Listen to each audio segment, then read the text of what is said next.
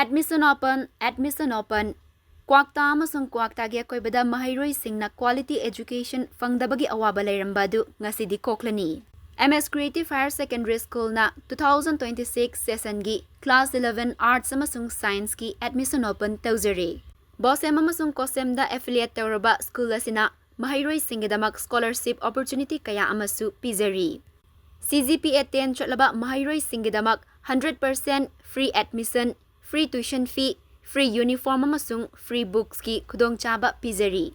CGPA 9 above aduga 10 gi makhada leiba mahairoi taramangada admission amasung tuition fee free oibagi khudongchaba pizari. CGPA 8.5 above chatlaga 9 gi makhada leiba mahairoi tarada 100% free admission gi khudongchaba pizari. CGPA 8 above amasung 8.5 ki makhada leiba satra tarada 50% free admission gi khudongchaba pizari. School asina hariba category sing asi fulfill tauba satra singda direct admission gi khudongchaba pizari. Makhataba merit based admission gi damak CGPA 8 ki makhada chatpa mahairoi singi damak limited seat kharagi written entrance test ama lakliba megi tang tara English ingani kuntaruk ayuk pung tara taba matamda pangthok jagadauri.